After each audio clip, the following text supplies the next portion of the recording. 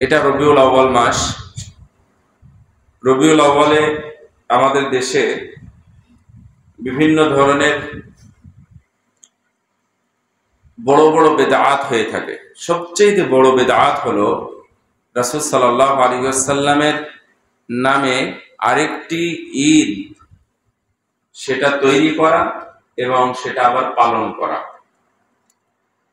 রাসূল সাল্লাল্লাহু মক্কা থেকে মদিনায় আসার পরে সাহাবীদের উদ্দেশ্যে বললেন, আল্লাহ তোমাদের জন্য দুইটা দিন আনন্দের অর্থাৎ শরীয়তের মধ্যে থেকে নীতিমালা অবলম্বন করে দুইটা দিন তোমরা আনন্দ ফুর্তি করতে পারো, তা হলো ঈদুল ফিতর এবং ঈদুল আযহা। এই দুইটা দিন করা যেতে পারে, তাছাড়া আর নয়। তার মানে ঈদ আমাদের জন্য দুইটা, কিন্তু এখন আমরা দেখতে পাচ্ছি তিনটা, এবং বলা হচ্ছে সাইয়্যিদুল আয়াদ। তার মানে ঈদগুলোর শ্রেষ্ঠ ঈদ হলো রাসূলুল্লাহ সাল্লামের জন্মদিন পালন করা। এই জন্মদিন পালন করাটা এখন ঈদ হয়ে গেছে, এটা একটা এখন ইবাদতে পরিণত হয়ে গেছে। আর এইটার জন্য সরকারিভাবে ছুটি ঘোষণা করা হচ্ছে, এটার জন্য সরকারিভাবে বিভিন্ন বরাদ্দ আসতেছে। আমাদের সমাজে টাকা পয়সা উঠিয়ে সেটা জিলাপি খাওয়ার জন্য এবং আলোচনা মাহফিল ইত্যাদির জন্য আয়োজনও করা হচ্ছে। শয়তানের কয়েকটা কর্মসূচি আছে, এটা আপনাদের অনেকেরই মুখস্থ থাকার কথা জানেন। ইমাম ইবনে কাইয়িম আল জাওযী রাহিমাহুল্লাহর একটা কিতাবই আছে তালবিস ইবলিস, ইবলিসের শয়তানি। তো ওখান থেকে বিভিন্ন বইয়ে উল্লেখ করা হয়েছে। তরিকুল হিজরা নামক একটি বই আছে, সেই বইয়ের মধ্যে তিনি উল্লেখ করেছেন। তারপরে জাদুল মাআদের মধ্যে, জাদুল মুস্তাকনার মধ্যে উল্লেখ করা আছে যে শয়তানের 7 দফা কর্মসূচি আছে। 7 দফা কর্মসূচি হলো, ওর সর্বোচ্চ কাজ হলো মানুষকে কাফের বানানো। যারা কাফের আছে এদের কাছে শয়তানের তেমন কোনো কার্যক্রম নাই। যারা মুসলিম তাদের মধ্যে কার্যক্রম হলো তাদেরকে কাফের বানানো। এটা হচ্ছে এদের প্রথম কর্মসূচি। যে কোনো ভাবে আল্লাহ বলছেন যে ইয ক্বালা লিল ইনসানি কফুর, শয়তান মানুষকে বলে যে কুফরি কর, আল্লাহর সাথে বেঈমানি কর, অথবা তাগুতকে মেনে নে, ইত্যাদি করে যে কোনো ভাবে মানুষকে কুফরি করায়। কুফরি করলে মানুষ আর মুসলিম থাকে না। যখনই সে কাফের হয়ে যায় তখন শয়তান বলে যে ইন্নী বারিউম মিনক, আমি তোমার থেকে মুক্ত, আমি তোর থেকে মুক্ত। কে বলে এটা? শয়তান বলতেছে যে আমি তোর সাথে আর নাই। ইন্নী আখাফুল্লাহ, তুই তো আল্লাহকে ভয় করিস না, ভয় না করে এত বড় কুফরি করে ফেলেছিস। আমি আল্লাহকে ভয় করি। ইন্নী আখাফুল্লাহ রাব্বাল আলামিন, এই জগৎ সমূহের প্রতিপালক, তাকে আমি ভয় করি। আল্লাহ বলতেছেন ফাকানা আকিবাতাহুমা আন্নাহুমা ফিন-নারি খালিদাইন ফিহা, এই দুইজনের শাস্তি হলো, মানে ইবলিস এবং ইবলিসের সাথে যে তাল মিলালো, এই দুইজনারই প্রতিদান হলো জাহান্নাম। নাউযু বিল্লাহ। তার মানে আপনি যদি শয়তানের পূজা করেন, শয়তানের ইবাদত করেন, শয়তানের তাবেদারি হন, শয়তানের আনুগত্য করেন, তাহলে শয়তান আপনাকে জাহান্নামে নিয়ে যাবে। এবং আল্লাহ রাব্বুল আলামিন এটা বলেছেন, এটা কোরআনের আয়াত। শয়তান বলেছিল যে আমি অবশ্যই সব মানুষকে আমি জাহান্নামে নিয়ে যাব, তোমার জান্নাত বানিয়ে কোনো লাভ নেই। আল্লাহ রাব্বুল আলামিনের সাথে চ্যালেঞ্জ করে শয়তান এই কাজগুলোই করে যাচ্ছে। আমরা অনেক জায়গা আছে, যেমন সাহারি বা ইফতারি বলেন, ইফতারিতে আমরা 2 মিনিট 3 মিনিট 4 মিনিট এই বিগত 40-50 বছর ধরে আমরা লেট করে আসতেছি। এই বছর না সরকারিভাবে একটা বলে দিল যে না, সূর্যাস্তের সাথে সাথেই মানুষ ইফতার করবে। সিয়ামের মতো একটা ইবাদত যেটার সাথে অন্য কারো তুলনা হয় না, যে ইবাদত, আল্লাহর নৈকট্য হাসিলের জন্য সবচেয়ে সুন্দর ইবাদত হলো সিয়াম। অথচ এই সিয়ামের ক্ষেত্রে পুরো দিন ঠিক আছে, কিন্তু যখন ইফতারের সময় তখন শয়তান এসে বলতেছে, না সূর্য ডুবলো কি ডুবলো না, তাহলে তুই আরো 2-4 মিনিট বসে থাক। তো 2-4 মিনিট মানুষকে বসিয়ে রেখেছে।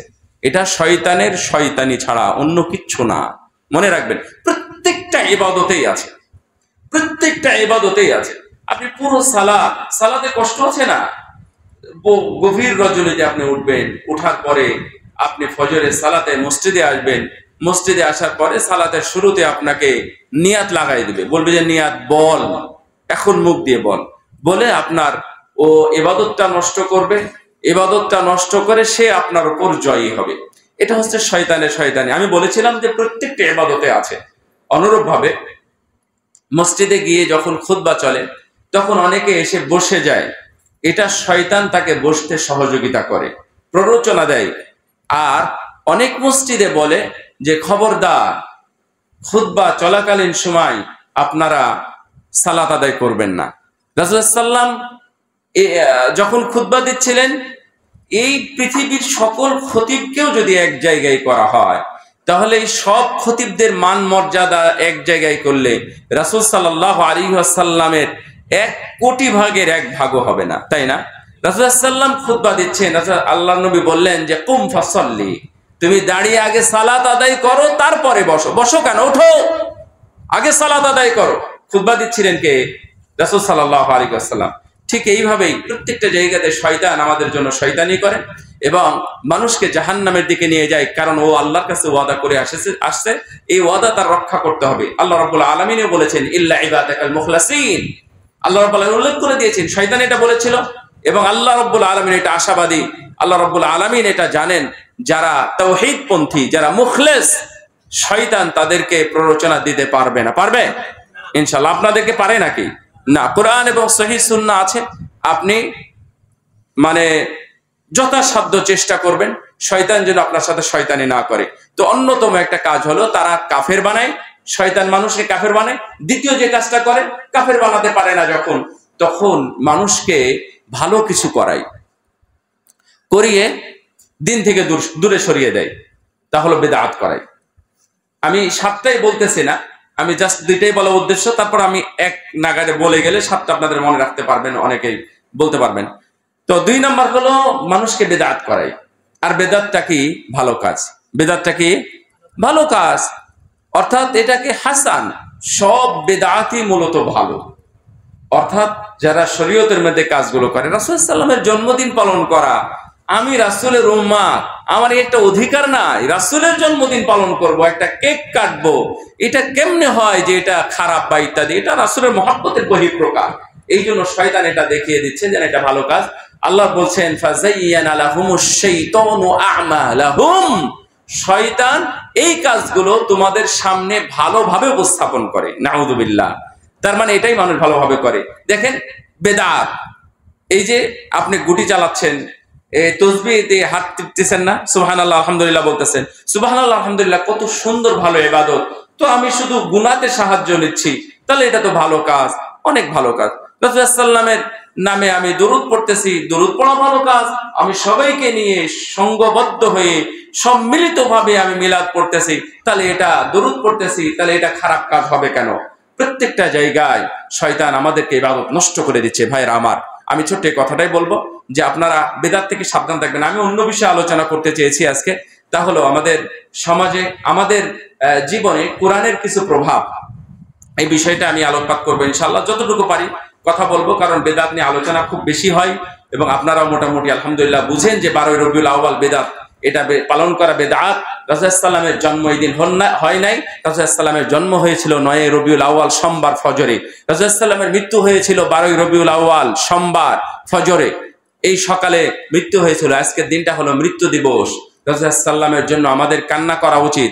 রাসূল সাল্লাল্লাহু আলাইহি ওয়াসাল্লামের জন্য আমাদের অন্য অধ্যায় নিয়ে আলোচনা করা উচিত, কিন্তু এই দিন আনন্দের দিন নয়। মিলাদ মাহফিল, জন্ম অনুষ্ঠান এই দিন নয়। 9 রবিউল আউয়াল হয়ে গেছে, গত 2-3 দিন আগে 9 রবিউল আউয়াল যেটা ছিল সেটা হয়ে গেছে, আজকে নয়। ভাইরা আমার, শয়তানের যে 7 দফা কর্মসূচি ছিল এটা একটু শুনে যান তাহলে হবে। 1 নাম্বার হলো মানুষকে শিরক এবং কুফরির মাধ্যমে কাফের বানায়। 2 নাম্বার, মানুষকে বিদআতি বানায়। 3 নাম্বার, মানুষকে কাবিরা গুনাহ করতে সহযোগিতা করে এবং তার সামনে উপস্থাপন করে। 4 নাম্বার, মানুষকে সাগীরা গুনাহ করে। কাবিরা গুনাহ যেহেতু গুনাহ, এটা করবে না, তখন সাগীরা গুনাহর মাধ্যমে শয়তান মানুষকে ধোঁকা দেয়। 5 নাম্বার, মানুষকে ভালো কাজ দেখায়। যেমন এটা না বললে বুঝবেন না যে ভালো কাজ কিভাবে উপস্থাপন করে, যে যেমন ফরজ নাই, সুন্নাত পালন করতেছে, ফরজ পালন করে না, সুন্নাত পালন করে, বা এক ফরজকে অবমূল্যায়ন করে আর এক ফরজকে তারা মানে। যেমন দেখবেন আমাদের সমাজে বেপর্দা নারীরা আছে না, বেপর্দা নারীরা আছে, কিন্তু ওরা সালাত আদায় করে না, ওরা সালাত আদায় করে। আবার অনেক পর্দানশীলা নারীরা আছে, দেখবেন যে ওরা ভালোভাবে সালাত আদায় করে না, মানে দেখবেন রাস্তাঘাটে সবাই বোরকা পরে আছে, কিন্তু ওরা সালাতই পড়ে না। তো পর্দা করা না করা এটা থেকে তেমন যায় আসে না। আপনি বলবেন যে করুক, তো হ্যাঁ আমিও বলবো করুক, আমিও বলবো এমন একজন হিন্দু মহিলা, খ্রিস্টান মহিলাও পর্দা করুক, যেন পুরুষরা বেঁচে থাকতে পারে, ওই হিসাবে করতে পারে। কিন্তু একজন বেনামাজি মেয়ে মানুষের পর্দার 2 পয়সা মূল্য না, এটা মানুষ বুঝেই না এখনো। এটা শয়তান ওকে বলেছে যে না তুমি পর্দা করো, পর্দা করে অন্তত মানুষ জানুক না এই একটা পর্দানশীলা মহিলা। আবার অনেক সময় কি হয়, এক ফরজকে মূল্যায়ন করে না আর এক ফরজকে মূল্যায়ন করে। আবার দেখবেন যে মানুষ যে সালাতকে মূল্যায়ন করে না, রমজান মাসের সিয়ামকে খুবই বেশি মূল্যায়ন করে।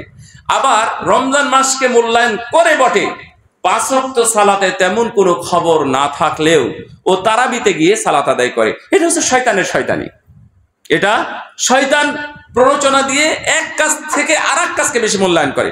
এবং 6 নাম্বার, যেই কাজগুলো নফল একটা চাইতে আর একটাকে বেশি গুরুত্বপূর্ণ দেখায়। যেমন ধরে নেন ভালো কাজ, নিশ্চিত ভালো কাজ, কিন্তু সালাতের মধ্যে অবহেলা করায়। যেমন এই মসজিদ না হোক, অন্য মসজিদ হোক, অথবা কোনো জালসা মাহফিল হোক, এটা সুবিধা হবে। তো জালসা মাহফিলে যারা কাজকর্ম করে দেখবেন যে ওরা এত ব্যস্ত, ওরা ফরজ সালাত গুলো পড়তে পারতেছে না। তাহলে এটা শয়তানের কাজ, মনে রাখবেন। এটা কি করাচ্ছে? এটা শয়তান করাচ্ছে যে না, ওর চাইতে সালাতের চাইতে গুরুত্বপূর্ণ কোনটা, এই জালসা মাহফিলের কাজ করে। অথবা বিয়ে হচ্ছে, বিয়ের কাজগুলো যারা করে তাদের দেখবেন যে এখনো যদি কোনো বাড়িতে আজকে বিয়ে হয়, দেখবেন যে ওরা জুমার এখনো সময় পায় নাই, কোনোভাবে তাড়াহুড়া করে ওটা ফেলে রেখে সালাত আদায় করে আবার দৌড়িয়ে পালাবে। অথবা তারা আজকে আসরে নামাজই পড়বে না, পরে পড়বে। তো এইগুলো শয়তানি করে মানুষকে নষ্ট করে দেয়, ইবাদত নষ্ট করে দেয়। তার মধ্যে অন্যতম যেটা বললাম তা হলো যে বেদাত। এই বেদাত করে মানুষ আপনাদেরকে, শয়তান আমাদেরকে পথ থেকে অনেক দূরে নিয়ে চলে যায়। আল্লাহ রাব্বুল আলামিন যেন আমাদের এই শয়তানি থেকে বেঁচে থাকার তৌফিক দান করেন, আমিন। অনেক এই বিষয়টা অবশ্য সুন্দর আলোচনা, আমি ওটা খেয়াল করি না যে এতগুলো বলবো। তারপরেও আপনারা দেখে নিতে পারবেন যে শয়তানের 7 দফা কর্মসূচি, অনেকের আলোচনা, আমাদের আলোচনা আছে, আলোচনাগুলো আপনারা দেখে নিতে পারেন, তাহলে আপনারা সাবধান হতে পারবেন ইনশাআল্লাহ। আল্লাহ যেন এটা ছোট্ট সাগিরা গুনার কথা বলি, যে এই শয়তান এটা করিয়ে মানুষকে বড় কাবিরা গুনাহ করতে বাধ্য করে। এই জন্য সাগিরা গুনাহ করা যাবে না, সাগিরা গুনাহ, ছোট গুনাহও করা যাবে না, মনে রাখবেন এটা। যেমন চোখে দেখা ভালো বা খারাপ কাজ, খারাপ কাজটা চোখ দিয়ে দেখা, এটা হচ্ছে সাগীরা গুনার অন্তর্ভুক্ত। যেমন আমরা টিভিতে বিভিন্ন কিছু দেখি বা মোবাইলে বিভিন্ন কিছু দেখি, চোখের দেখা যেটা, এটা সাগীরা গুনাহ, এটা যে কোনো ভাবে ক্ষমা হতে পারে। কিন্তু এই সাগীরা গুনাহ আপনাকে কাবিরা গুনাহ করতে বাধ্য করে। যেমন আমরা উদাহরণ দিই, যেমন অনেকে খেলা দেখতে আগ্রহী এবং অভ্যস্ত এবং নিশা তাদের, তো খেলা দেখাটা নরমালি আপনি নেন, এটা হচ্ছে সাগীরা গুনাহ। দেখলাম হচ্ছে খেলা বা ইত্যাদি দেখলেন, আপনার গুনাহ হয়েছে, আপনি ইস্তেগফার করেন, আপনার ওই গুনাহটা ক্ষমা হয়ে যাবে। কিন্তু দেখতে দেখতে জোহর গেল, আসর গেল, মাগরিব গেল, ইশা গেল, আপনি আপনার মতো করে সালাত আদায় করে নিলেন। তার মানে এই খেলা সাগীরা গুনাহটা আপনাকে কাবিরা গুনাহ করতে বাধ্য করেছে। তার মানে এটা তখন কাবিরা গুনাহ হয়ে যাবে, শয়তান এগুলো করায়। আমি বলছিলাম কোরআনের প্রভাব আমাদের জীবনে কি কি প্রভাব ফেলতে পারে, সালফে সালেহিনের যুগে কি কি প্রভাব ফেলতে পারে।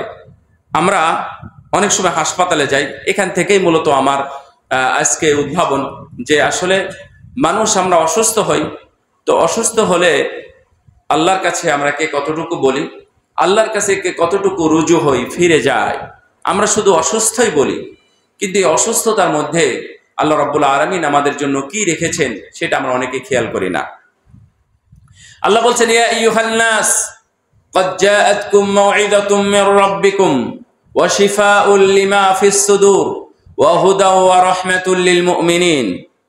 হে মানব সকল, তোমাদের কাছে এসে গেছে উপদেশ, তোমাদের কাছে এসে গেছে এক মহাগ্রন্থ, এক মহাবাণী। মাউইযাতুম মির রাব্বিকুম, তোমাদের প্রতিপালকের পক্ষ থেকে উপদেশমালা। ওয়া শিফাউল লিমা ফিস সুদূর, এবং তোমাদের অন্তরে যে রোগ আছে সেই অন্তরের রোগের নিরাময়ক অথবা সেই অন্তরের রোগের আরোগ্য, শেফা। ওয়া হুদা, এবং তোমাদের জন্য রয়েছে হেদায়েত। যালিকাল কিতাবু লা রাইবা ফীহি হুদাল লিল মুত্তাকিন, মুত্তাকিনদের জন্য হেদায়েত স্বরূপ। ওয়া রাহমা, আল্লাহ রাব্বুল আলামিন বলছেন এটা হচ্ছে মুমিনদের জন্য, হুদা ওয়া রাহমাতুল লিল মুমিনিন, মুমিনদের জন্য রহমত স্বরূপ। কোরআন আমাদের জন্য আরোগ্য, কোরআন আমাদের জন্য হেদায়েতের কারণ, কোরআন আমাদের জন্য রহমতের কারণ। এই জন্যই যুগে যুগে সাহাবীদের যুগ থেকে নিয়ে তাবেঈ, তাবে তাবেঈ, আইম্মায়ে মুজতাহিদিন, as-সালফ as-সালিহিন যারা ছিলেন, তারা কোরআনের মধ্যেই সকল সুখ তারা খুঁজে পেয়েছেন, কোরআনের মধ্যেই তারা আরোগ্য খুঁজে পেয়েছেন, কোরআনের মধ্যেই তাদের দারিদ্রতা থেকে মুক্তির পয়গাম পেয়েছেন, কোরআনের মধ্যেই তারা প্রশান্তি পেয়েছেন, কোরআনের মধ্যেই তারা শান্তি পেয়েছেন। এই জন্যই যারা কোরআন জানেন না তাদেরকে কোরআন জানতে হবে, আর যারা কোরআন জানেন তাদেরকে কোরআন তেলাওয়াত করতে হবে, কোরআন বুঝতে হবে। আত-তাদাব্বুরু ফিল কোরআন, কোরআনকে বোঝা, কোরআনকে অনুভব করা, এবং কোরআনকে যেইটাকে বলা হয় আমরা বলি ফিলিংস, এই কোরআনের মধ্যে কি ফিলিংস আছে সেটা আপনাকে বের করতে হবে। না হলে কোরআন আপনার কাছে মনে হবে এটা ব্যর্থ জিনিস, আপনার কাছে মনে হবে এইটা তেমন কোনো কাজের জিনিস নয়। অনেকে তাবিজ নিয়ে এসে আপনারা গলায় ঝুলিয়ে দিয়েছেন কোরআন বলে, কিন্তু তাবিজ আপনার কোনো উপকার করতে পারতেছে না। এই জন্য কোরআনের উপরে আপনাদের বিশ্বাসটাই কমে যাচ্ছে। আল্লাহ রাব্বুল আলামিন বলেছেন, ওয়া নুনাজ্জিলু মিনাল কোরআন মা হুয়া শিফা, ওয়া নুনাজ্জিলু মিনাল কোরআন মা হুয়া শিফা। এই কোরআন হলো নাজিল করেছি যার মধ্যে শেফা, আরোগ্য বিদ্যমান, এর মধ্যে রোগ মুক্তি লুকিয়ে আছে। মসজিদে কুবার ইমাম শেখ সালেহ আল মাগামিসি তিনি একসময় অসুস্থ হয়েছিলেন। অসুস্থ হলে ডাক্তারের কাছে গিয়ে দেখলেন যে হার্টে ব্লক ধরা পড়েছে, তাকে রিং পরাতে হবে বা সার্জারি করতে হবে। ওনাকে প্রস্তুতি নিয়ে আসতে বললেন। 3 মাস পরে যাওয়ার পরে দেখলেন তার হার্টে কোনো ব্লক বা প্রবলেম নাই। ডাক্তারেরা আবারও পরীক্ষা করে একই জিনিস দেখলেন, তখন বললেন যে কোন অসুখ, মানে কোন ওষুধে এটা ভালো হয়েছে। তখন তিনি বলেছিলেন, আমি কোনো ওষুধ খাই নাই, আপনারা যেটা দিয়েছিলেন সেটা কিছুদিন খেয়েছি, তারপরে কোরআনের একটি আয়াতের উপর আমি বিশ্বাস করেছি, বিশ্বাস করে আমি প্রচুর কোরআন তেলাওয়াত করেছি। এই কোরআন তেলাওয়াত আমি মনে করেছি কোরআন যেহেতু শেফা, কোরআন যেহেতু রোগ মুক্তি, রোগ থেকে মুক্তি দেয়, এই জন্য আমি বেশি করে কোরআন তেলাওয়াত করেছি। ডাক্তারেরা, জার্মান সৌদি হাসপাতালের সেই ডাক্তারেরা বলতে বাধ্য হয়েছেন, জি এই কোরআনের কারণেই আল্লাহ আপনাকে রোগ থেকে মুক্ত করেছেন। সুবহানাল্লাহ। রাসূল সাল্লাল্লাহু আলাইহি ওয়াসাল্লাম কোরআন, যখন রাসূল সাল্লাল্লাহু আলাইহি ওয়াসাল্লামের উপরে কোরআন নাজিল হতো তখন কোরআনের এত প্রভাব ছিল, রাসূল সাল্লাল্লাহু আলাইহি ওয়াসাল্লাম যদি কারো উরুর উপরে মাথা দিয়ে থাকতেন তাহলে ওই রাসূলের মাথা যার উরুর উপরে ছিল, হাঁটুর উপরে ছিল, তিনি অনুভব করতেন যে কিছু যেন রাসূল সাল্লাল্লাহু আলাইহি ওয়াসাল্লামের উপরে ভর করেছে। কোরআন খুবই প্রভাবিত জিনিস, কোরআন মানুষের উপর প্রভাব ফেলে।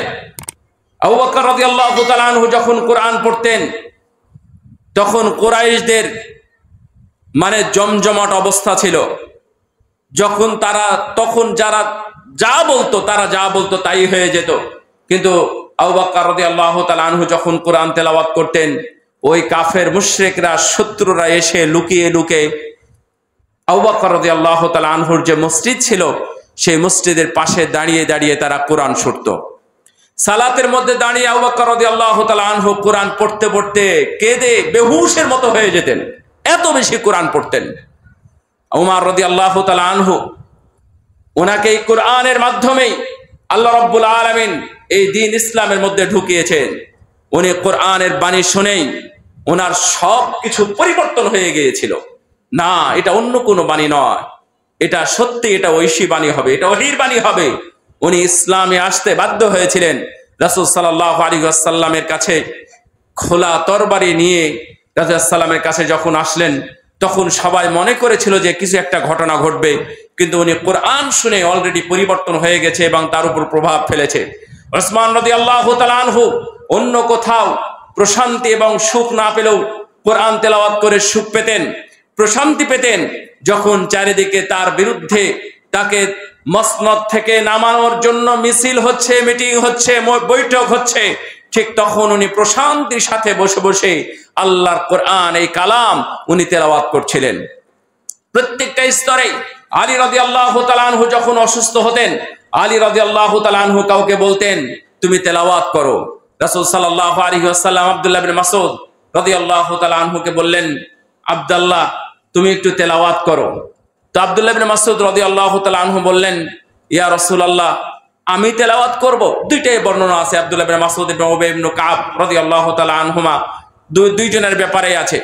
যখন আব্দুল্লাহ ইবনে মাসউদকে বলা হলো যে তুমি তেলাওয়াত করো, তখন আব্দুল্লাহ ইবনে মাসউদ তেলাওয়াত করা শুরু করলেন।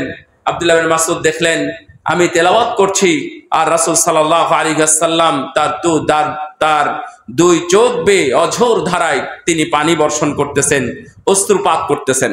কোরআন মানুষের উপর প্রভাব ফেলে, কিন্তু কোরআন আমরা জানিও না, জানার চেষ্টাও করি না। কোরআন যতটুকু জানি ততটুকু মানি না, আবার যতটুকু জানি তার অর্থ আমরা এখন পর্যন্ত জানি না। ইহদিনাস সিরাতাল মুস্তাকিম আল কোরআনুল কারীমের মধ্যে মনে রাখবেন, সর্বশ্রেষ্ঠ এবং সুন্দর আয়াত যদি কোনোটাকে ধরা হতো তাহলে ইহদিনাস সিরাতাল মুস্তাকিম, এই তেলাওয়াতটা, এই সূরাটা, এই সূরার এই আয়াতটা হলো সর্বোচ্চ আয়াত হতো। কিন্তু এই আয়াতটার অর্থ আমরা এখন পর্যন্ত জানি না, যা আমরা প্রতিদিন মিনিমাম 17 বার এই আয়াতটা তেলাওয়াত করে থাকি। যখন আমরা তেলাওয়াত করি তখন আমাদের মধ্যে অবশ্যই ফিলিংস থাকতে হবে, আমাদের মধ্যে অনুভব থাকতে হবে, অনুভূতি থাকতে হবে, যেন আমরা পড়লাম, আমরা বুঝলাম। সাহাবীরা রিদওয়ানুল্লাহি আলাইহিম আজমাইন, উসাইদ ইবনে হুদাইর রাদিয়াল্লাহু তাআলা আনহু উনি ওনার ঘরে বাচ্চাকে শোয়ায় রেখেছেন, ইয়াহইয়াকে শোয়ায় রেখে যখন উনি কোরআন তেলাওয়াত করছিলেন তখন উনি শব্দ শুনতে পেয়ে কোরআন তেলাওয়াত থামিয়ে দিলেন। আবার কোরআন তেলাওয়াত করা শুরু করলেন, শব্দ শুরু হলো, মনে হচ্ছে পার্শ্বের ঘরে রাখা বাচ্চার সামনেই রাখা ছিল ঘোড়া মনে হয় লাফালাফি করছে। তিনি কোরআন তেলাওয়াত থামিয়ে দিয়ে খেয়াল করে দেখেন যে না, ঘোড়া লাফালাফি করে না। উনি ভয় পেলেন, না কিছু একটা আছে এখানে। কোরআন তেলাওয়াত থামিয়ে দিলেন। সকালে ফজরের সালাতে রাসূল সাল্লাল্লাহু আলাইহি ওয়াসাল্লামকে পেয়ে বললেন যে ইয়া রাসূলুল্লাহ এমন কি হয়েছিল, কোরআন তেলাওয়াত করতে গিয়ে আমি এমনটা দেখছিলাম।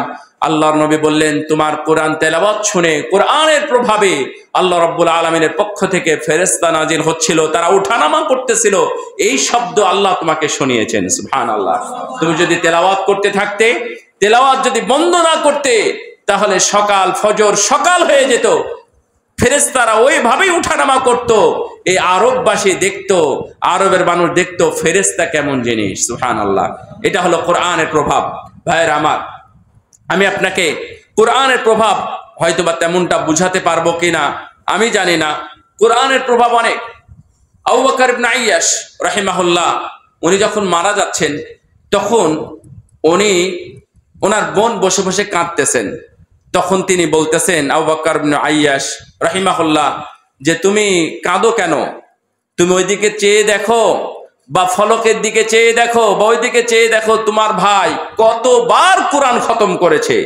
উনি একবার নয়, দুইবার নয়, 18,000 বার, 18,000 বার তিনি কোরআন খতম করেছেন। সুবহানাল্লাহ। আপনি কয়বার পড়েছেন? ইমাম মালিক রাহিমাহুল্লাহ ওনার প্রতি 6 দিনে উনি কোরআন খতম করতেন। যখন রমজান আসতো তখন তিনি প্রতিদিন একবার করে কোরআন খতম করতেন। যখন মানে ইয়ামুল আশরিল আওয়াখির, যেটা অর্থাৎ রমজানের শেষ দশক আসতো, প্রতিদিনই এবং রাত্রে উনি 2 বার করে কোরআন খতম করতেন। আল্লাহু আকবার। ইমাম আবু হানিফা, ইমাম মালিক, ইমাম শাফি, ইমাম আহমদ বিন হাম্বল রাহিমাহুমুল্লাহ, তাদের সবার জীবনে এমনটা ছিল। আবু বকর রাদিয়াল্লাহু তাআলা আনহু উনি কোরআন পড়তেন বেশি বেশি। ওমর রাদিয়াল্লাহু তাআলা আনহু পড়তেন। ওনারা কি রাষ্ট্র চালাতেন না? ওনাদের পরিবার ছিল না, ওনাদের ব্যবসা বাণিজ্য ছিল না, ওনাদের কাজকর্ম ছিল না, ওনাদের বিশ্রাম ছিল না। বিশ্রাম থাকা সত্ত্বেও রাসূল সাল্লাল্লাহু আলাইহি ওয়াসাল্লামের সাহাবীরা কোরআনকে এইভাবে মূল্যায়ন করতেন। আপনি কোরআনকে কতটুকু মূল্যায়ন করেন? দেখেন, আমি কয়েকটা সালাফদের কয়েকটা জীবনী থেকে আমি কয়েকটা কথা বলবো, যেখানে যারা কোরআনকে কিভাবে মূল্যায়ন করেছিলেন। আখাযনাল কুরআন আন কওমিন আখবারুনা আন্নাহুম কানু ইযা তাআল্লামু 10 আয়াত। যখন তারা কোরআন শিখতেন মাত্র 10 আয়াত পড়তেন। 10 আয়াতের মধ্যে কোনো আমল আছে কিনা এই আমলটা তারা খেয়াল করতেন। যদি আমল থাকে তাহলে আমলটা আগে করতেন, তারপরে পরের 10 আয়াত তারা শিখার জন্য যেতেন। পরের কথা হলো কি, ফাকুন্না নাতাআল্লামুল কুরআনা ওয়াল আমালা বিহি। এইভাবে আমরা কোরআন এবং আমল একসাথেই শিখতাম। আমরা অনেক সময় কোরআন শিখি কিন্তু আমল শিখি না, আবার অনেকে আমল শিখি কিন্তু কোরআন শিখি না। মনে রাখবেন, দুইটা পরস্পর শিখা এটাই স্বাভাবিক, কিন্তু একটা শিখবেন আর একটা শিখবেন না, এটা হচ্ছে অস্বাভাবিক। যারা কোরআন জানেন না তারা কোরআন জানার জন্য চেষ্টা করবেন। রাসূল সাল্লাল্লাহু আলাইহি ওয়াসাল্লাম যারা জানে না তাদের জন্য বলছেন, আল মাহিরু বিল কুরআনি মা'আস সাফরাতিল কিরামিন বারারা। যারা কোরআনে অভিজ্ঞ, যারা কোরআন নিয়ে থাকে, যারা কোরআন পড়ে, কোরআন তাফসীর পড়ে, কোরআন বোঝার চেষ্টা করে, তারা কিয়ামতের ময়দানে সম্মানিত ফেরেশতাদের সাথে থাকবে। রাসূল সাল্লাল্লাহু আলাইহি ওয়াসাল্লাম বলছেন, আল্লাযী ইয়াকরাউল কুরআনা ওয়া ইয়াতাতাউ ফীহি। যারা কোরআন তেলাওয়াত করতে চায়, কোরআন তেলাওয়াত করতে গিয়ে পারে না, একটা হয় তো আরেকটা হয় না, একটা বুঝে তো আরেকটা বুঝে না, এই অবস্থায় অহুয়া শাকুন আলাইহি, এই কোরআন তেলাওয়াত যেন তার জন্য কঠিন হয়ে গেছে। রাসূল সাল্লাম তাদের জন্য সুসংবাদ দিয়ে বললেন, সহিহ বুখারী এবং মুসলিমের হাদিস, ফালাহু আজরান, তাদের জন্য হচ্ছে ডবল নেকি। সুবহানাল্লাহ। মান ক্বারা হারফাম মিন কিতাবিল্লাহি ফালাহু হাসানা ওয়াল হাসানাতু বিআশরি আমসালিহা। যারা কোরআন তেলাওয়াত করে, একটা হরফ যদি তেলাওয়াত করে, তাদের জন্য একটা অক্ষর থেকে তাদেরকে 10টা নেকি দেওয়া হয়। আলিফ লাম মিম। অনেকে আপনারা বলেন কোরআন বুঝে পড়ার পরে তেলাওয়াত করতে হয়, এইটা এই হাদিস দ্বারা খণ্ডন করে দিবেন। আল্লাহ নবী বললেন আলিফ লাম মিম, এটা যদি কেউ পড়ে, আলিফ লাম মিমের অর্থ আমরা কেউ জানি না। আলিফ লাম মিমের অর্থ দুনিয়াবাসী কেউ জানে না। আলিফ লাম মিমের অর্থ কোনো মুফাসসির, কোনো মুজাদ্দিদ, কোনো মুহাদ্দিস, কোনো ফাকিহ কেউ জানে না। অর্থাৎ এর অর্থ আমাদের জানা নেই, কিন্তু রাসূল সাল্লাল্লাহু আলাইহি ওয়াসাল্লাম উদাহরণ দিয়েছেন এটার কথাই। আলিফ লাম মিম, এটা যদি কেউ পড়ে তাহলে তার একটা নয়, দুইটা নয়, 30টা নেকি হবে। রাসূল সাল্লাল্লাহু আলাইহি ওয়াসাল্লাম বলছেন, কেউ যদি ভালো আমল করে, সেই আমলটাকে আল্লাহ 1 থেকে 10 থেকে আল্লাহ রাব্বুল আলামিন 700 গুণ পর্যন্ত বৃদ্ধি করে দেন। সুবহানাল্লাহ। তাহলে বিসমিল্লাহির রহমানির রহিম এর মধ্যে কয়টা হরফ আছে জানেন না? 19টা অক্ষর আছে। কয়টা? 19টা অক্ষর আছে। সূরা ফাতিহা যদি পুরোটা পড়েন, এর মধ্যে কয়টা অক্ষর আছে? মাত্র 140 বা 43টা অক্ষর আছে সূরা ফাতিহার মধ্যে। সূরা নাসের মধ্যে কয়টা? হয়তোবা 70-80টা হবে। অনুরূপভাবে সূরা নাসের মধ্যে মনে হয় 80 প্লাস 81 বা 82টা। সূরা ফালাকের মধ্যে এভাবেই সূরা আছে, 67-68টা অক্ষর আছে। সূরা ইখলাসের মধ্যে 47টা অক্ষর আছে। যদি আপনি এভাবে তেলাওয়াত করতে থাকেন, একটু গুণে দেখবেন। সূরা আল মাউন এর মধ্যে অক্ষর আছে 143টা, 114টা। সূরা আল মাউনের মধ্যে 114টা হরফ আছে। তো যদি আপনি এইভাবে তেলাওয়াত করা শুরু করেন তাহলে আপনি অনেক সওয়াবের ভাগীদার হচ্ছেন এবং কোরআন যে আপনার উপর প্রভাব পড়বে। রাসূল সাল্লাল্লাহু আলাইহি ওয়াসাল্লাম বলছেন যে বুরিকা আলা উম্মতি ফি উম্মতি, আমার উম্মতের মধ্যে সকালে সকালে বরকত দেওয়া হয়েছে। সুবহানাল্লাহ। ইমাম আহমদ বিন হাম্বল রাহিমাহুল্লাহ বলতেছেন, কেউ যদি সকালে উঠে কোরআন তেলাওয়াত করে, সকালে উঠে কোরআন তেলাওয়াত করে, তাহলে তার পরিবারে আর কোনো অভাব থাকবে না। সুবহানাল্লাহ। আপনারা না অনেক টাকা চান, আপনারা না অনেক অর্থ চান, আপনারা না আমরা দুনিয়াতে দুনিয়া নিয়ে বেশি ঘুরে বেড়াই, যদি এটা সত্য হয় তাহলে রাসূল সাল্লাল্লাহু আলাইহি ওয়াসাল্লামের এই কথা আমরা অনেকে বাস্তবায়ন করি না কেন? আমরা শুধুমাত্র নগদ অর্থ খুঁজি, কোন চাকরি পেলে কতটা বেতন পাওয়া যাবে এবং কোন অটোতে কোন দিকে চালালে কত টাকা বেশি ভাড়া মারা যাবে ইত্যাদি নিয়ে আমরা ভাবি, কিন্তু আমরা বরকতটা খুঁজি না। লক্ষ টাকা বেতন পাওয়ার পরে মাস শেষে তার কাছে 10 টাকাও থাকে না, বরং 10,000 টাকা সে ঋণী হয়ে যায়। আবার একই পরিবার দেখবেন 10,000 টাকা দামের চাকরি করে মাস শেষে তার কাছে 1,000 টাকা আরো অতিরিক্ত পাওয়া যায়। এটা হলো বরকত, এটা বরকত। রাসূল সাল্লাল্লাহু আলাইহি ওয়াসাল্লাম বলেছেন এর মধ্যে বরকত আছে, এর মধ্যে শেফা আছে, এর মধ্যে আরোগ্য আছে, এর মধ্যে রহমত আছে, এর মধ্যে সবকিছু আছে। তাহলে এই কোরআন আপনি তেলাওয়াত করছেন না কেন? প্রতিদিন সকালে উঠে আগে কোরআন তেলাওয়াত করেন, তারপরে পড়তে বসেন। আগে কোরআন তেলাওয়াত করেন, তারপরে কাজে যান। আগে কোরআন তেলাওয়াত করেন, তারপরে আপনি ঘুমান। আগে কোরআন তেলাওয়াত করেন, তারপরে হাঁটতে বের হন। আগে কোরআন তেলাওয়াত করেন, তারপরে অটো নিয়ে বের হন। আগে কোরআন তেলাওয়াত করেন, তারপরে আপনি আপনার কাজে যান। ইনশাআল্লাহ আপনার প্রতিটা কাজে এবং কর্মে আপনি বরকত পাবেন। রাসূল সাল্লাল্লাহু বরকত কি জিনিস দেখেন, আপনারা বুঝাতে গেলে অনেক সময় লাগবে, সংক্ষেপে বুঝেন।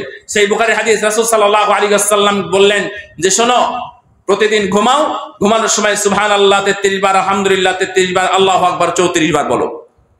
কখন? ঘুমানোর আগে। তো ঘুমানোর আগে বলো। আল্লাহ নবী বললেন দেখেন, খায়রুল লাকুমা মিন খাদিমিকুমা।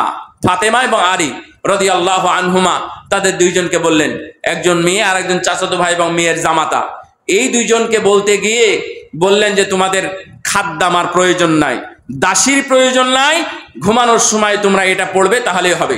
ইবনে তাইমিয়া রাহিমাহুল্লাহ উনি ব্যাখ্যা করছেন, দেখেন অনেকেই ব্যাখ্যা করেছেন।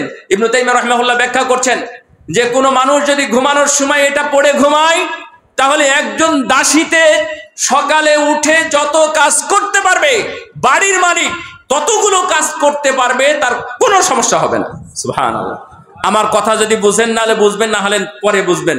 আবার বলি, ইবনে কাইয়িম আল জাওজি রাহিমাহুল্লাহ ওনার উস্তাদকে জিজ্ঞাসা করেছেন, ওনার উস্তাদকে, ইবনে কাইয়িমের উস্তাদকে, ইবনে কাইয়িম। পৃথিবীতে এত বড় উদাহরণ নাই, ছাত্র এবং শিক্ষক দুইজনই মাশহুর, মারুফ এবং দুনিয়ার সবচাইতে বেশি বিষয় নিয়ে কথা বলেছেন, বই লিখেছেন, বক্তব্য দিয়েছেন। এই দুইজন ছাত্র এবং শিক্ষক ইবনে কাইয়িম আল জাওজি রাহিমাহুল্লাহ 51 হিজরিতে মারা গেছেন, 751, আর 728 হিজরিতে মারা গেছেন ইবনে তাইমিয়া রাহিমাহুল্লাহ। তো ইবনে তাইমিয়া রাহিমাহুল্লাহকে জিজ্ঞাসা করছেন ইবনে কাইয়িম আল জাওজি রাহিমাহুল্লাহ, উস্তাদজি আপনি এত সময় কিভাবে পান? আপনি তো জেলখানাতেই আপনার জীবনটা চলে গেল। উনি 12 বার জেলখানায় গেছেন। কয়বার? 12 বার জেলখানায় গেছেন, 8 বছর জেলখানায় থেকেছেন। এত বই কিভাবে লিখলেন উনি? তারপরে আপনি বক্তব্য দেন, উনি রাজনীতি করতেন, রাজনীতির বক্তব্য দেন, আপনি পরিবার চালান, আবার বই লেখেন কিভাবে?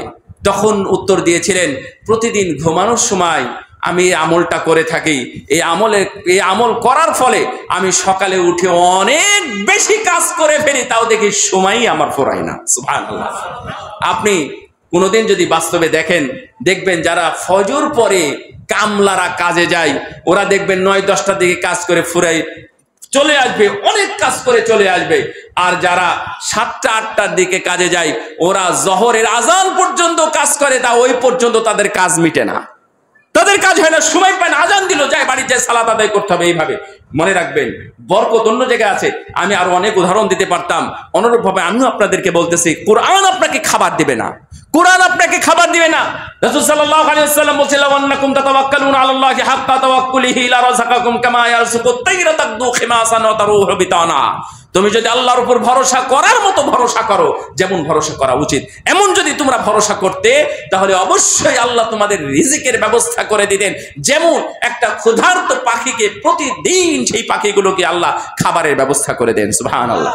সকালবেলা খালি পেটে বের হয়, আবার বিকেল বেলা যখন ফিরে বাসায় যখন তাদের বাসা তো বলি না, কি বলি, বাসা বলি না, পাখির বাসা না, সেই বাসা তখন আমাদের বাসা হয়ে গেছে। সেই পাখির বাসায় আবার যখন ফিরে খাবার পেট পূর্তি করে নিয়ে তারা আবার ফিরে আসে। সুবহানাল্লাহ। আপনি এইভাবে আল্লাহর উপর ভরসা করেন, দেখবেন ইনশাআল্লাহ আল্লাহ রাব্বুল আলামিন কোরআনের প্রভাব আপনার বাড়িতে দিয়ে দিয়েছেন। আপনার বাড়িতে অসুস্থ ইবনে তাইমিয়া রাহিমাহুল্লাহ যখন মারা যাওয়ার পূর্ব মুহূর্তে তার বড় ভাই ইবনে তাইমিয়ার বড় ভাই ওনার কাছে কোরআন খতম করেছেন 80 বার। কতবার? 80 বার কোরআন খতম করেছেন। অর্থাৎ উনি শুধু কোরআন শুনেছেন। আমাদের একজন অনেক বড় মানুষ, আপনার নাম বলে চিনবেন, তো তিনি বলতেছেন যে উনি অন্ধ হয়ে গেছেন, এখন বর্তমানে অনেক বড় বিদ্বান, অন্ধ হয়ে গেছেন।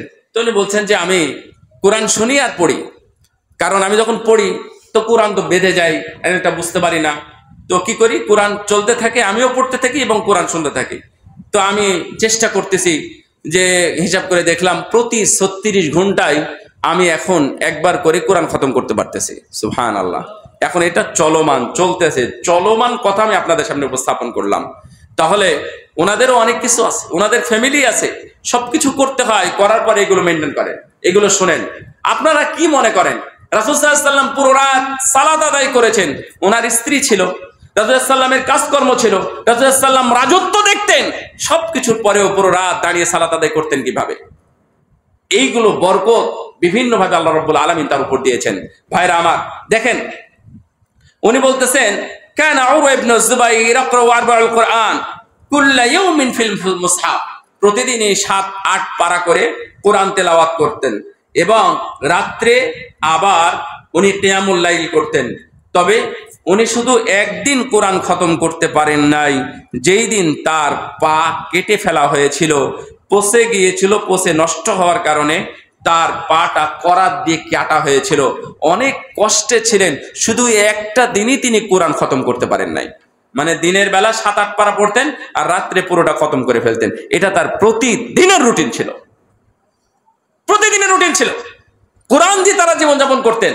আপনারা আবার এটা বলবেন না, ওরা শুধু কোরআনই পড়তো, কে বলেছে আপনাকে? ওনারা খাওয়া দাওয়া করতেন, ওনারা ঘুমাতেন, ওনারা সংসার চালাতেন। উরওয়া ইবনে জুবাইর রাদিয়াল্লাহু তাআলা আনহুর সন্তান উরওয়া, উনিও সাহাবী ছিলেন, আয়েশা রাদিয়াল্লাহু তাআলা আনহার ভাগনা। কানা ইয়াহইয়া ইবনে ওয়াসাব মিন আহসানিন নাসি কিরাআতান রুব্বামা ইশতাহায়াত আন আকবালা রাসাহু মিন হুসনি কিরাআতিহি ওয়া কানা ইযা ক্বারা লা তাসমাউ ফিল মাসজিদি হারাকা কাআন লাইসা ফিল মাসজিদি আহাদ। আমাশ উনি যখন কোরআন তেলাওয়াত করতেন তখন সবাই পিন পতন নিরাপত্তা নিয়ে কোরআন শুনতো, মনে হতো যে এখানে কেউ নাই। তখন আমাশ বলতেছেন, ইয়াহইয়া ইবনে ওয়াসাবের কথা বলছেন, আমাশ বলতেছেন উনি এত সুন্দর কোরআন তেলাওয়াত করতেন এবং এত বেশি তেলাওয়াত করতেন, মনে হতো যে আমি ওনার মাথায় গিয়ে চুমু খাই। কিন্তু আমাশ সুলাইমান ইবনে মেহরান অনেক বড় বিদ্বান সাহাবী, অনেকেই আছেন তারা তাদের কোরআন দিয়ে কাজে লাগিয়েছেন। ভাইরা আমার, আমি কথা আসলে লম্বা করতে চাই না, যে সাহাবীরা রাসূল সাল্লাল্লাহু আলাইহি ওয়াসাল্লাম, তারপরে 4 খলিফা, এরপরে 4 ইমাম এবং ইমাম বুখারী সহ ইমাম মুসলিম, আবু দাউদ, নাসাই, তিরমিজি, তারা সবাই কোরআন নিয়ে গবেষণা করেছেন। আপনারা একটা কোরআনের আয়াতের অর্থ এখন পর্যন্ত আপনাদের জানা হয়নি, তার মানে কোরআন নিয়ে আপনারা গবেষণা করেন না। আমি আপনাদেরকে অনুরোধ করব, কোরআন সত্যি প্রভাবিত একটি বিষয়। কোরআন আপনার জীবন পরিবর্তন করতে পারে, কোরআন আপনার এই দুনিয়াবী জীবনে আপনাকে মুক্তি দিতে পারে, কোরআন আখিরাতের জীবনে আপনাকে নাজাতের ব্যবস্থা করে দিতে পারে। রাসূল সাল্লাল্লাহু আলাইহি ওয়াসাল্লাম বলছেন, কোরআন কিয়ামতের দিন আল্লাহকে বলবে, আল্লাহ ও আমাকে তেলাওয়াত করেছে, মানাতুহুন নাওমা বিল-লাইল, রাত্রি জেগে আমাকে তেলাওয়াত করেছে, ফাশাফিনি ফি, আমি তার পক্ষে সুপারিশ করছি, আল্লাহ তুমি গ্রহণ করো। রাসূল সাল্লাল্লাহু আলাইহি ওয়াসাল্লাম বলছেন, এটা বলার সঙ্গে সঙ্গে কোরআনের সুপারিশ গ্রহণ করা হবে এবং তাকে জান্নাতে দেওয়া হবে। সুবহানাল্লাহ। কোরআন সুপারিশ করবে, কোরআনের জন্য মর্যাদা দেওয়া হবে, বলা হবে ইরতাকি, তুমি উপরে উঠতে থাকো, ইকরা ওয়ারতাকি, ও পড়ো এবং উপরে উঠো। আপনাদের সূরা ইখলাসটা অন্তত মুখস্থ নাই? মুখস্থ নাই নাকি আছে? আছে তো, অন্তত সেটা পড়েন। আজ থেকে নিয়াত করেন, বলেন তো ইনশাআল্লাহ। ইনশাআল্লাহ একটা আয়াত হলেও পড়বো। বললেন সবাই মনের থেকে? আল্লাহ যেন আমাদেরকে তৌফিক দান করেন। আবার খবরদার কেউ শয়তানের মতো কিয়াস করবেন না, আমাকে ভুল বুঝবেন না। শয়তান যেমন কিয়াস করেছিল আপনার ভাবে কিয়াস করবেন না। না নামাজকে মেলাই তো পড়লাম, এই যে আয়াতুল কুরসি পড়েছি, তারপরে হচ্ছে নামাজের মধ্যে কোরআন পড়েছি, আমি এটার কথা আমি আপনাকে বলি নাই, এগুলো কিয়াস করবেন না। এই কিয়াস কেউ বলে নাই, আপনি বলবেন কেন? আপনি সূরা ইখলাসটা পড়েন। রাসূল সাল্লাল্লাহু আলাইহি ওয়াসাল্লাম বলছেন কেউ যদি সূরা ইখলাস পড়ে তাহলে সে যেন মানে পুরো কোরআনের 3 ভাগের 1 ভাগ পড়ার সওয়াব পেয়ে গেল। সুবহানাল্লাহ। আছে, আপনি সূরা মুলক পড়ে ঘুমান, এটা মানিউ আযাবিল কবর, এই সূরার নামই দেওয়া হয়েছে সূরাতু মানিই আযাবিল কবর। কোন সূরা গো? বলছে যে কবরের আযাব থেকে রক্ষাকারী সূরা।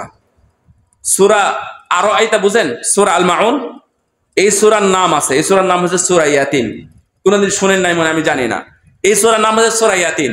তার মানে প্রত্যেকটা সূরার কিছু কিছু নাম আছে। সূরা শেফা কোনটা কে বলতে পারে? সূরা ফাতিহা, এটা তো আপনারা জানেন। তাহলে এইভাবে অনেক সূরার অনেকগুলো নাম আছে। এই জন্য আমি বলতেছি যে এই সূরাকে বলা হয়েছে মানিউ আযাবিল কবর, মানে কবরের আযাব থেকে রক্ষাকারী, এই সূরার নাম। তার মানে এটা কিভাবে প্রসিদ্ধি পেয়েছে আপনারা এটা চেষ্টা করেন, তেলাওয়াত করেন, নাহলে সূরা ইখলাস পড়েন, নাহলে সূরা কাউসার পড়েন। আল্লাহর কাছে গিয়ে বলবেন, আল্লাহ কোরআন আমি প্রতিদিন কিছু না কিছু পড়েছি, কোরআনের প্রভাব যেন আমাদের দুনিয়াবী জীবনে এবং আখিরাতের জীবনে পড়ে। কোরআনের কারণে যেন আমরা দুনিয়াতে ভালো থাকতে পারি এবং আমরা যেন আখিরাতে নাজাত পেতে পারি। আল্লাহ যেন আমাদেরকে সেই তৌফিক দান করেন, আমিন। ছোট্ট কথা, সেটা হলো মসজিদ বাইতুল মামুর জামে মসজিদ, ঢাকার প্রাণকেন্দ্র, একটা বিশাল বড় একটা উত্তরবঙ্গের বের হওয়ার একটা বড় জায়গা বাইপাইল স্টেশনের সাথেই মসজিদটা অবস্থিত। সেই হিসাবে আমি মনে করি এই মসজিদের ভালো একটা গুরুত্ব আছে। এই মসজিদটা তো গড়তেছে, মসজিদ তো ভাঙ্গার নয়। গত সপ্তাহে গাইবান্ধায় শহরে একমাত্র মসজিদ ছিল, গাইবান্ধা শহরে মসজিদ নাই, সেই মসজিদটা বেদাতিরা ভেঙে দিয়েছে। আলহামদুলিল্লাহ, সেই দিক থেকে আপনারা লাকি, ভাগ্যবান যে আপনারা এই মসজিদ গড়তে পেরেছেন। আলহামদুলিল্লাহ, মন থেকে বলেন তো আলহামদুলিল্লাহ। কি আপনারা খুশি না এটা গড়তে পেরে? এটা তো কেউ আমি আপনি একা একা মসজিদ করি নাই, তাই না? আপনাদের আন্তরিক সহযোগিতায়, তারপরে দাতাদের আন্তরিকতায়, বিভিন্নভাবে বিভিন্ন দেশের বিভিন্ন প্রান্ত থেকে এবং দুনিয়ার বিভিন্ন প্রান্ত থেকে কেউ 1 টাকা, কেউ 100 টাকা, কেউ 1000 টাকা, লক্ষ টাকা দিয়ে এই মসজিদটা গড়ে উঠেছে। এবং আলহামদুলিল্লাহ আলেম ওলামাদের এটা একটা যাতায়াতের একটা প্রাণকেন্দ্র হয়ে গেছে। আপনারা মনে রাখবেন, আলেম ওলামা যতই মনে করেন না কেন, সব জায়গাতে কিন্তু যায় না, সব জায়গাতে যায় না। বিভিন্ন জনের আন্তরিকতা থাকতে হয়। আন্তরিকতা না থাকলে আলেমদেরকে আপনারা না, অনেকেই যে 2 টাকার খোরাকি মনে করে, এইটা আসলে ভাবা ঠিক নয়। আলেমদেরও একটা ন্যূনতম একটা মান সম্মান আছে। আমি ওয়াজ করার সময় অনেক সময় বলি যে আপনারা রাসূলুল্লাহ সাল্লাল্লাহু আলাইহি ওয়াসাল্লামকে সাহাবীরা খাওয়াতেন। আল্লাহর নবী যখন মারা গেলেন তখন আবু বকর উমরকে মানুষ দাওয়াত দিতেন। তারা যখন মারা গেলেন ইমাম আবু হানিফা, ইমাম মালিক, ইমাম শাফি, সাহাবীরা যারা ছিলেন তাদেরকে নিয়ে গিয়ে বাড়িতে নিয়ে গিয়ে খাওয়াতেন। তার মানে একটা দোয়া আছে যে আস্তাগফিরুল্লাহ, যে আল মালাইকাতুল মুকাররামিন, লা হাওলা ওয়ালা কুওয়াতা ইল্লা বিল্লাহ, যে